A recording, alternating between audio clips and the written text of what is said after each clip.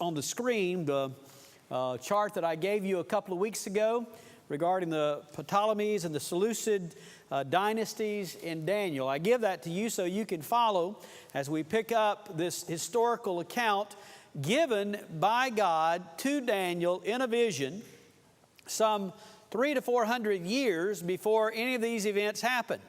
Now, I don't know about you, but it blesses my heart, and I say that over and over again, it blesses my heart that I worship a God who knows what's going to happen before it happens, can even name names. That's pretty good, right? Can name names and tell exactly what's going to take place because He is in charge. And here in this vision, Daniel in chapter 11, verses 5 through 35, talks about historical events that are going to happen in those two dynasties regarding the Greek dynasties, what's going to happen between the Seleucids and the Ptolemies, because it focuses on the nation of Israel. It's the king of the north and the king of the south. And then he moves from that in verse 36 and begins to talk about the person we know as the Antichrist. And from that through the first few verses of chapter 12, he talks about end times that we are yet, future events that we are yet to see and yet to comprehend. But just as God revealed Himself faithful in what He said about these historical events up to that time, because now we have a chance to see that they happen just as God said, we can be confident that what He says in the future will happen will be just as true, and He will be faithful to accomplish it. So I think it's kind of neat if you took your Western Civ book. Y'all take Western Civ? You can take your Western Civ book and you can take the book of Daniel and you can compare those two things. And the neat thing is Western Civ book was written telling you what did happen. The book of Daniel is telling you what was going to happen. And those things coincide. And so we're going to take those verses just like we did last time and go through those and help you to know which kings it's talking about and the events that happened in Western civilization just as God said that it would take place. What I'm going to do is just go from verse to verse, and instead of reading it, we'll just look at those verses and I'll help you to see. We're basically focusing on Ptolemy the Fourth. You see down there where it says 11, 11, and 12, and Antiochus the Great, right across from him. We're taking it from them all the way down to Antiochus Epiphanes. That's the events that happen at the end or through verse 35. Listen to verse 11. And the king of the south, that's Ptolemy the Fourth, the king of Egypt, will be enraged and go forth and fight with the king of the north. That's Antiochus the Great, who is the king of Syria.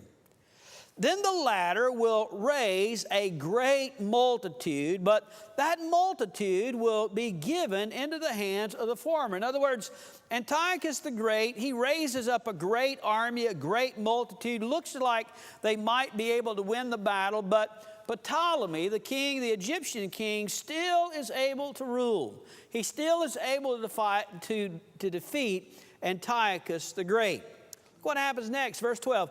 When the multitude is carried away, his heart will be lifted up, and he will cause tens of thousands to fall, yet will not prevail. In other words, in that battle, he literally killed tens of thousands of people. He won a great victory.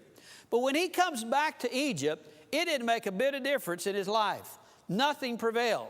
For the next years in his life, all he did was focus on pleasure and drunkenness, and never did he become the great king that he had the opportunity of becoming. Even though he had won the victory, he did not and would not prevail. Verse 13, for the king of the north, Antiochus the Great, will again raise up a greater multitude than the former. And after an interval of some years, he will press on with a great army and much equipment. In other words, Ptolemy had been ruling at that point, and remember that the nation of Israel and Palestine is really the focal point of Daniel, the focal point of the Word of God. And Ptolemy had been ruling over that land of Palestine. Antiochus the Great, after a number of years, he got him another army, even a greater army, and he comes to do battle with Ptolemy. He's going to fight him again. And not only does he have a great army, it says also he has good and new equipment whereby he's going to fight. That's not all he has. Look what happens in verse 14. Now, in those times, many will rise up against the king of the south. It wasn't just Antiochus fighting, But Philip, out of Macedonia, he joins in the fight.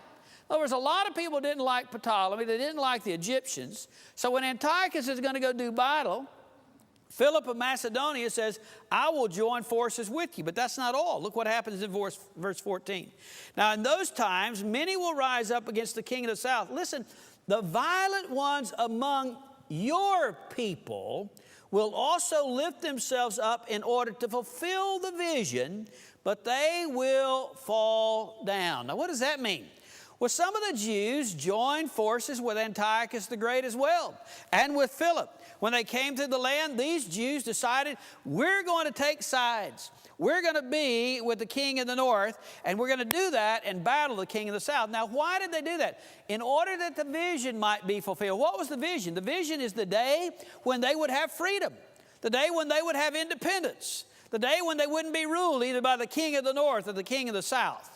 And they were waiting for that day to happen. They said, well, maybe the way we can win independence is we will go and we'll join the king of the north and we'll fight in order for the vision to be fulfilled. Now, you need to make a little note right there. There's always danger when you're joining with world forces to accomplish God's purposes. Okay, you need to know that. There's always a danger when you're joining with world forces to accomplish God's purposes. In other words, I don't think it's ever going to happen that you're going to join hands with the world and the vision is going to be fulfilled. The purposes of God are going to be fulfilled. Some of our problems, just like their problem, they're trying to speed up the vision. They want peace. They want independence. They want it now.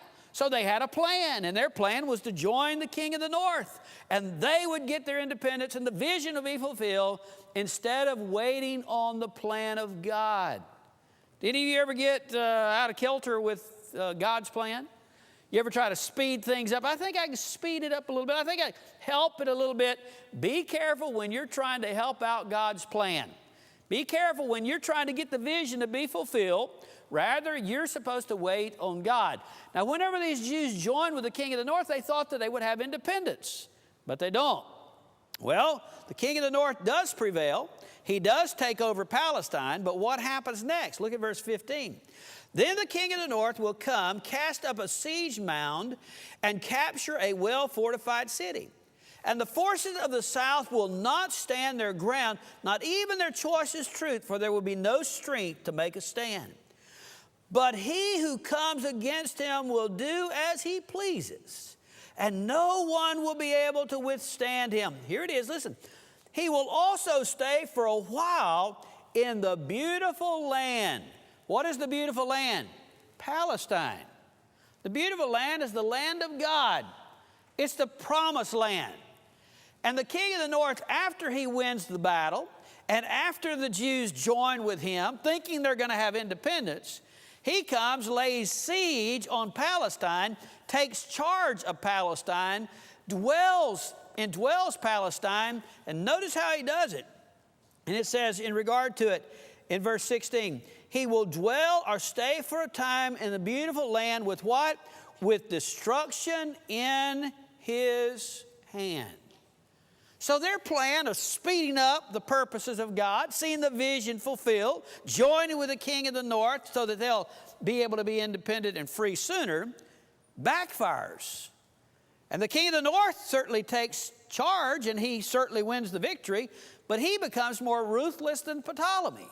And he becomes one who indwells the beautiful land, but with great destruction. With great destruction in his hands. Listen to what it says in verse 17. And he will set his face to come with power of his whole kingdom, bringing with him a proposal of peace, which he will put into effect. In other words, Antiochus the Great got weary of trying to fight the Egyptians all the time. So he decided he was going to put a peace treaty together. And the way that peace treaty would work, if you'll notice what it says in verse 17, he had a proposal of peace which he will put into effect, and he will also give him the daughter of women to ruin it. But she will not take a stand for him or be on his side. We saw something about that 2 weeks ago. Remember when one gave the daughter to the other? Well, this same thing's happening. I don't know what it is about giving daughters in marriage, but it doesn't usually seem to work. At least in these groups it doesn't. Antiochus decided the way that there would be peace is he was going to give his daughter, her name was Cleopatra, not the Cleopatra you know, but her name was Cleopatra, and he was going to give his daughter to Ptolemy the Fourth. And he was giving the daughter in order to be the bride to his son Ptolemy the Fifth. Now, whenever he gave Cleopatra, Ptolemy was just, the fifth was just an infant, okay? He was just an infant, so they had to wait for him to grow up where they could actually consummate the relationship. Well, finally that happened.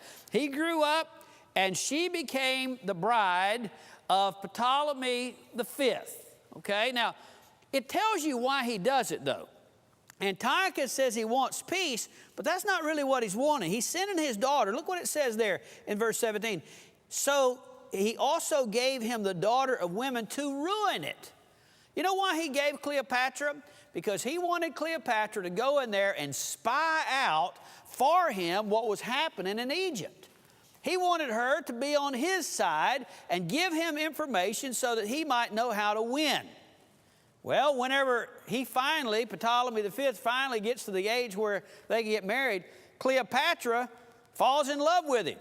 And when she falls in love with him, she doesn't help out her daddy a bit. Look what it says. But she will not take a stand for him or be on his side. She was loyal to her husband. She was loyal to Ptolemy the Fifth. She was faithful to him, and she had nothing to do with Antiochus, her dad. She wasn't about to give away her husband. So all of this plan, supposedly for peace, all this plan to be able to spy out, didn't work anyway. And he had no way to defeat the Egyptians. Well, what happens next? It says in verse 18, since he couldn't win there, he turned his face to the coastlines and captured many. But a commander will put a stop to his scorn against him. Moreover, he will repay him for his scorn. When Antiochus the Great could not make his way to Egypt, he turned to Macedonia and to Greece. And he begins to do battle with the Macedonians. He begins to do battle with the Greeks. He defeats the Macedonians, is about to defeat the Greeks, when Rome takes a stand. And Rome sends a commander, Rome sends an army who's going to do battle with him. And basically Rome, who is growing in great power, remember they're the fourth kingdom. They're the fourth and final kingdom. Rome is growing in great power, says, you're going no further, and put a stop to his expansion and sent him home. He couldn't grow any more beyond what he had done. So look what happens in regard to that whenever he was turned back, verse 19. So he turned his face towards the fortresses of his own land, but he will humble and fall and be found no more. Basically, that happened in 188 BC is whenever he got turned back by the Romans, and he turned around and went home with his tail tucked, and he lived for 1 year in his homeland, and he died in 187 BC. So he wasn't successful in Egypt, and he couldn't expand any further because the Romans stopped him, and he went home, and he died the next year in 187 BC. Tells you, though, who's going to be next. Look what happens next in verse 20. Then in his place, one will arise who will send an oppressor through the jewel of his kingdom. Yet within a few days he will be shattered, though neither in anger nor in battle. Okay, Antiochus has died. So in his place, Seleucus IV becomes the king. And I want to tell you, this is probably the way my history will be recorded. It only gives him one verse, just one verse. That's all he did. And you know what he did?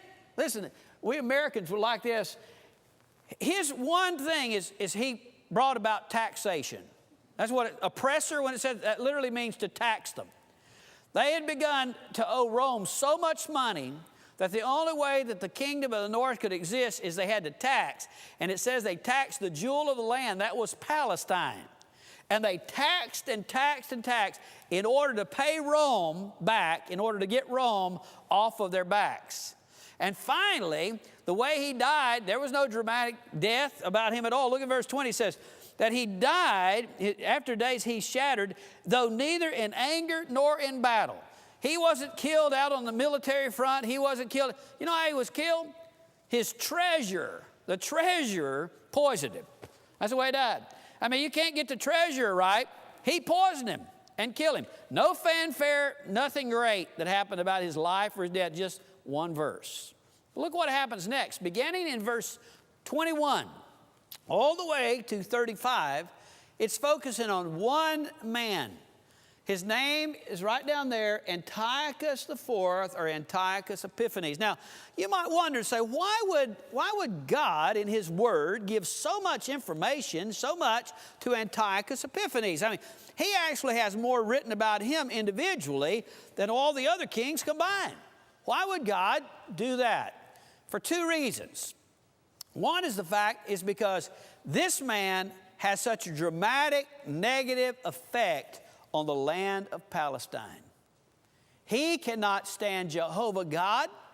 He cannot stand the covenant of God, the worship of God, the word of God, or the people of God. And in his life and in his reign, from 175 to 163, just 12 years, you cannot believe the annihilation and the persecution that he brought upon the Jews. That's the first reason. The second reason is because he is a foreshadowing of the Antichrist. If you remember back in Daniel 8, in Daniel chapter 8, there was a little horn. You remember that? The little horn coming out of the third kingdom. And that little horn is Antiochus Epiphanes. And that little horn is a foreshadowing of the little horn that comes out of Daniel chapter 7, verse 8. And that little horn comes out of the fourth kingdom, and that's the Antichrist. So Antiochus Epiphanes, and what he does, is a foreshadowing of the events of what's going to happen in the final days when it's going to be the Antichrist. And because of those things, those reasons, he's been given these many verses. Listen what it says about this man, Antiochus Epiphanes, beginning in verse 21. And in his place, a despicable or vile person will arise, Antiochus Epiphanes, on whom the honor of kingship has not been conferred, but he will come in a time of tranquility and seize the kingdom by intrigue. And the overflowing forces will be flooded away before him and shattered, and also the prince of the covenant. And after an alliance is made with him, he will practice deception, and he will go up and gain power with a small force of people. In a time of tranquility, he will enter the richest parts of the realm, and he will accomplish what his fathers never did, nor his ancestors. He will distribute plunder, booty, and possessions among them, and will devise his schemes against strongholds, but only for a time. Well, what does that mean? Well, first of all, it says he's a vile or despicable man. This man was a wicked man. Notice what else it says, and he did not deserve, he had no right to become the king. It says, of whom the honor of kingship has not been conferred. Demetrius Soter should have been the king after Seleucus. But when Seleucus died, Demetrius was in Rome. He was in Rome, and while he was in Rome, Antiochus comes up and proclaims himself to be king. Proclaims himself to be king even though he does not have the right to be king. And a number of things happen in order to confirm his kingship. One of the things that happened in regard to it is it says he did it in a time of tranquility. He seized it by intrigue. He was the great deceiver. He would deceive and promise people everything under the sun. He would go behind the scenes and he would gather his support in order to gain that kingdom. Not only that, there seemed to be a war that came up. The battle came up while he was the new king. And in verse 22 it says, the overflowing forces would be flooded away before him. He happened to be fortunate to win the battle. When the army came from Egypt, more than likely Egypt, he withstood them, stood forth, and therefore they proclaimed him to be king. And not only that, the next thing it says he did, it says in verse 22, and he shattered, and also the prince of the covenant. He took the high priest, Onias, the high priest, and he removed him from being any influence or any power over Palestine.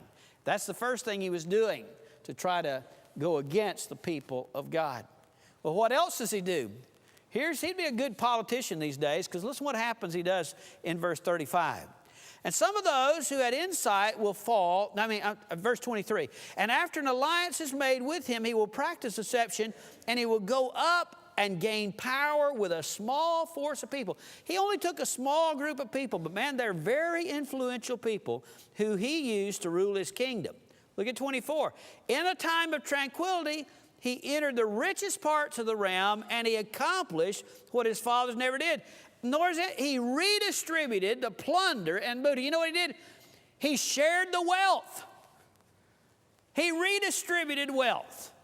He basically went in and took all of the money that the rich people had, and he gave it to the poor people. And as he's redistributing wealth, he's letting them know, look what your king has done. He doesn't care about those people. Look what your king has done for you. And so all of them, by deception, are following him now. They're going to follow Antiochus because he's giving them something in their hand. He's buying them off in this time of tranquility. Well, in this position, he decides that he's going to expand his kingdom in verse 25. And he stirred up his strength and courage against the king of the south with a large army. So the king of the south will mobilize an extremely large and mighty army for war, but he will not stand, for the schemes will be devised against him. And those who eat his choice food will destroy him, and his army will overflow, but many will fall down slain. He comes and he does battle against the Egyptians, against the king of the south. Now, the king of the south was so powerful, he didn't really have to worry about Antiochus Epiphanes. But Antiochus, with that deceptive practices, he made his way into those people who were some of those in command under the ruler there in Egypt. Notice it says that even though the king of the south had a mighty army, in verse 26, and those who eat his choice food will destroy him.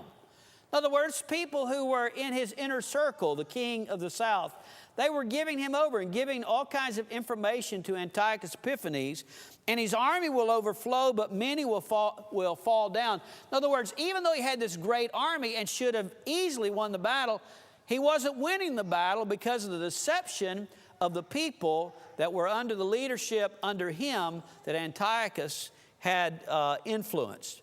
But look what happens next, verse 27. And as for both kings, their hearts will speak lies to each other at the same table, but it will not succeed, for the end is still to come at the appointed time. You need to underline that phrase. The end is still to come at the appointed time. Then he will return to his land with much plunder, but his heart will be set against the holy covenant, and he will take action and then return to his own land. You know what happened? Because Ptolemy couldn't really win the battle like he wanted to because of the deception of the people under him, they finally reached a peace agreement. They sat down at a table. And when they sat down at this table, they're going to have a peace accord. But here was the problem. Neither one of them had their hearts in it. Neither king was interested in having peace. Neither king wanted to do it. So they had deception in their minds. Ptolemy and Epiphanes, they were both there, not with a genuine heart. And therefore, they cannot reach an accord. They cannot reach peace. Look what happens next. Whenever he leaves, Antiochus Epiphanes leaves that peace accord, he leaves with much plunder. In other words, they've won a lot of wealth. They've got a lot of wealth. They won a victory, but he did not get what he wanted. He wanted to defeat the Egyptians. So you know what's mad? What about him? He's mad. I'm not saying angry. He's mad. And whenever he gets mad, even though he had plunder, look what he does there in verse 28. Return to his homeland with much plunder, but his heart will be set against the holy covenant, and he will take action and then return to his own land. You know what he did? He came from Egypt, and he makes his way through Palestine towards his home. And even though he had much plunder, he didn't get what he wanted. He was mad. And because he was mad, do you know what he did? He took it out on the Jews. Because he was mad, he took it out on the land of Palestine and the people of God. He desecrated their temple. He did all kinds of things to humiliate, and he killed many of the Jews. It's basically, have you ever seen somebody mad and they take it out on somebody else? You know, they didn't get what they wanted, they go slap somebody over here. That's exactly the way he was. He was taking it out on the Jews because he didn't get what he wanted on the people of God. Look what it says in verse 29. At the appointed time, he will return and come into the south, but this time it will not turn out the way it did before. He comes again to try to defeat the Egyptians, but it says it doesn't come out like it did before. Why? For ships of Kittim will come against him. Therefore, he will be disheartened, and he will return and become enraged at the holy covenant and take action. This time he tries to win the victory on the coastline. But the Romans, the ships of Kittim are the Roman ships. The Romans heard about it, and they came with their ships, and they told Antiochus Epiphanes, you cannot go any further. You cannot do battle with the south. You are to go home. Matter of fact, whenever that commander came, they were standing there together, and Antiochus Epiphanes was there, and he said that he would make a decision about whether he was going to advance, which meant he would be fighting Rome, or whether he would heed what they say and go back to his homeland. He was going to take a while to decide. And the Roman commanders took and drew a circle around Antiochus Epiphanes, and he said, you will decide before you step out of that circle. You will decide which way you're going. You've heard to draw a line in the sand, to draw that line. He drew a circle around him and said, you will decide. And Antiochus was smart enough to realize he didn't want to go against Rome, so he was sent back home. This time, in a worse condition than he was before. So where does he go? Back through Palestine. What does he do? Worse than he did before. Look what it says, verse 30. And he will be disheartened and will return and become enraged at the holy covenant and take action, so he will come back and show regard for those who forsake the holy covenant. And forces from him will arise, desecrate the sanctuary fortress, and do away with the regular sacrifice, and they will set up abomination of desolation. You know what he did? He came there and he totally wiped out the Mosaic covenant.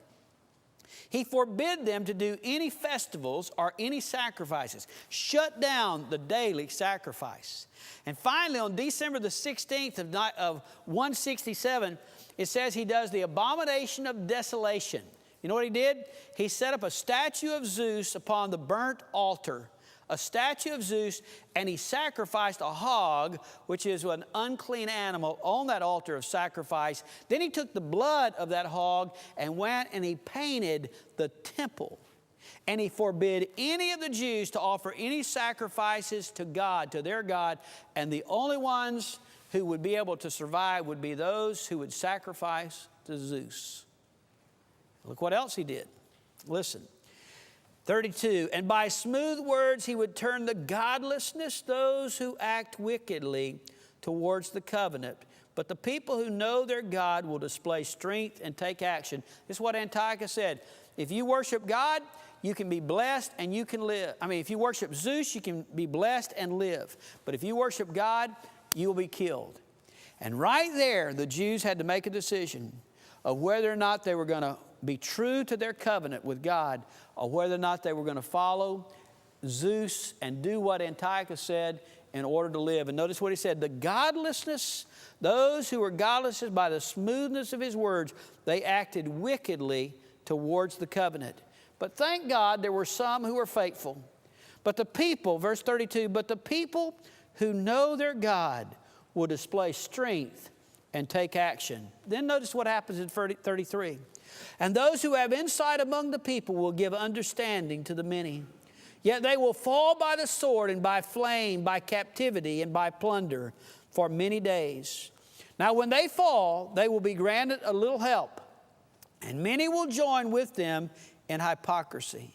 And some of those who have insight will fall in order to refine, purge, and make them pure until the end time, because it is still to come at the appointed time. You know what it says? God says right there through Daniel, Antiochus is going to do what he's going to do, and he's going to try to lead everybody away from the true worship of God. But there will be faithful ones who will continue to worship God. And there were. You ever heard of the Maccabean Revolution? The Maccabean Revolution, there was a family known as the Maccabees. And the Maccabees stood with a small group and said, we will remain faithful to our God. We will remain faithful to our God. And they stood, even though it cost them, and even though it had persecution. And it says here, and it will be a small group to begin with. It was just a small group who were going to be true to the Jewish faith. But then others, as they did battle and won, others began to join. Not all of those who joined were true to God. Not all of those who joined were necessarily concerned about the Jewish faith and being right with the covenant. It says some will join them by hypocrisy. You see what it said? By hypocrisy in verse 34. In other words, not everybody who came and joined the Maccabees were true and concerned about God being worshiped, but they were going to fight anyway. Their hearts weren't right, but they were going to fight. But the truest of the group were those who were faithful to God.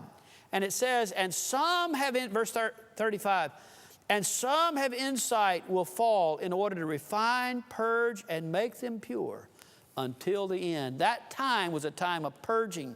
It was a time of death. It was a time of difficulty for them. But you know what God said to Daniel? But that's okay, because they will be faithful, and it's not yet the appointed time. It's not the appointed time to the end. You say, Brother Mac, what has that got to do with us? There are a number of truths that you need to take, you need to write down in your heart, in your life. Here's the first truth. I gave it to you earlier.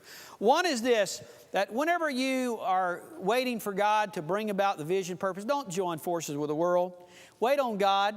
If you'll wait on God, He'll bring it to pass. Whenever you try to do it your way, you're usually going to get burnt by it.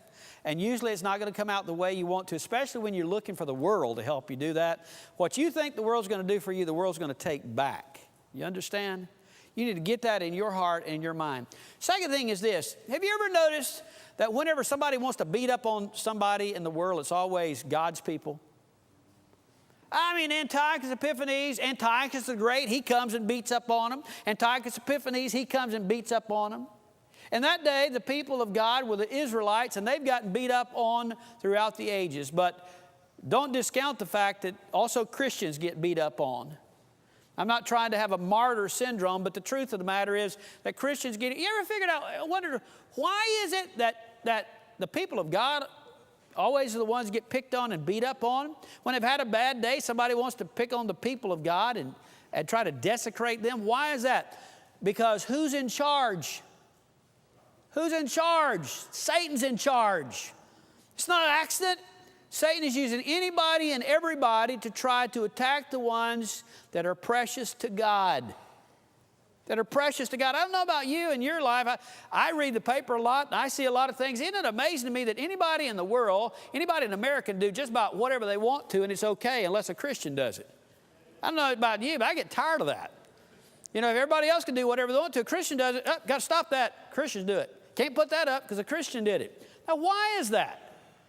Because who's in charge? Who's in charge? That's what you have to keep in your heart. It's what you have to keep in your mind. It's what you have to know. But there's another great truth that we need to know, and that is that God is in charge. Ultimately and finally, He's going to take back the rulership. Ultimately and finally, He's always going to accomplish purpose. In this passage, I had you to underline a certain thing. In verse 27, it says, for the end is still to come at the appointed time. In verse 35, it says, because it is still to come at the appointed time. Do you know who that is speaking? That's God. And God's saying, all this is going to work out. All of it's going to be accomplished. All of it's going to be done just as I want it to. It's just not quite time. At the appointed time, it will take place. Now, here's the great truth that you need to know. You want to be on the team of the one who's finally in charge.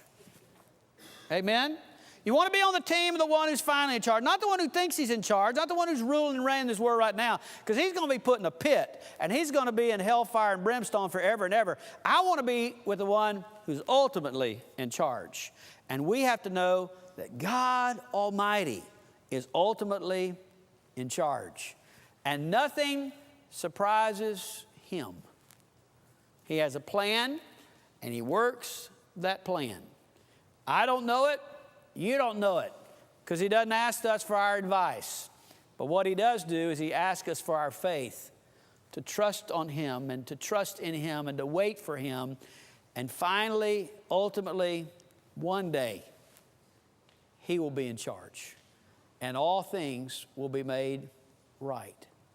All things will be made right. Now, may the Lord encourage you as we walk through the book of Daniel to know that, man, this happened. What He said has happened. And what He says is going to happen is going to happen. You just make sure you're on the right team. You make sure you're on the right side. And as we'll see next week, what he talks about now is going to be the future events that are yet to come. And we don't know when that's going to be, but we know it's coming. And we need to be prepared for when it does come. Amen? Let's pray. Father, thank you for